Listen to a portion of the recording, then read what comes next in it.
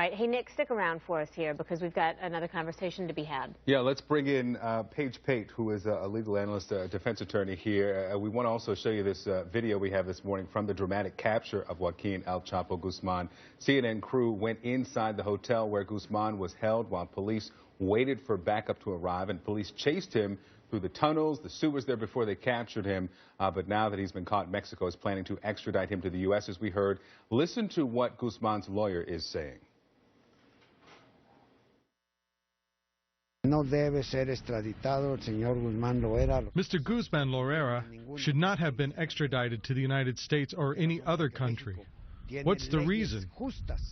Because Mexico has just laws that are detailed in the General Constitution of the Republic.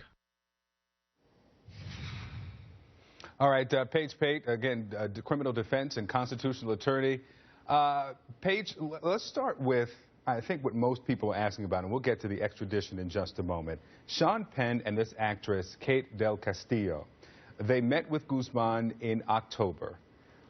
What likely, if any, legal repercussions could they face? Well, Victor, I don't think they're likely in trouble at all. Normally, there's no problem if you simply meet with someone who's a fugitive. The issue becomes a problem if you give that person money, assistance, or help them avoid the authorities. So based on what I've heard at this point, all they did was meet with Guzman, and that is not enough to bring criminal charges. All right.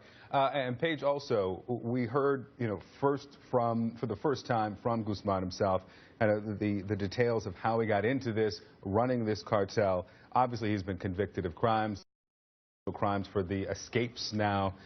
Should we expect that there will be more charges to come, or is he facing so much time that any additional charges would be negligible? Right. I think at this point he's facing so much time that the addition of other charges will really make no difference either to his ultimate sentence or the extradition proceeding. But there's still a lot more work to be done. They can't simply put him on a plane at this point. Although the Mexican government has said they are willing to move forward with extradition, that's not the end of the story. He still has a right, Guzman does, to challenge it in court. So while the government, the Attorney General, has said, let's start moving forward with the process, we still have a long way to go before that process is completed. Nick, let me come to you, because this is an about-face for the Mexican government now beginning this extradition process. They wanted Guzman to serve his time in Mexico, even refusing some help from the U.S. to try to locate him after this latest escape.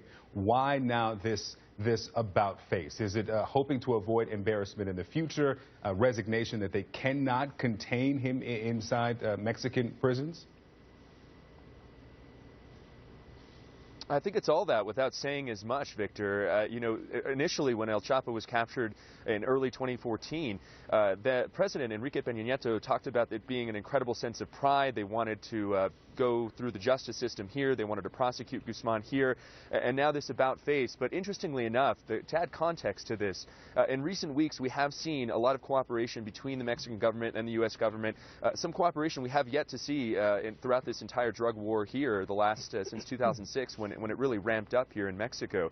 So I think that this is a significant step between the relationship between the U.S. and Mexican government, and of course it's a huge moment for the drug war and of course for the United States, who's really they're eager to have El Chapo back on U.S. soil. They want to prosecute him here, and obviously because of past instances and they don't really have faith that the Mexican court system here, or I should say the prison system, can keep El Chapo behind bars. Victor. Nick Valencia reporting for us live this morning. Thank you so much. And Pate will stay with us throughout the morning. Thank you both. Thank you.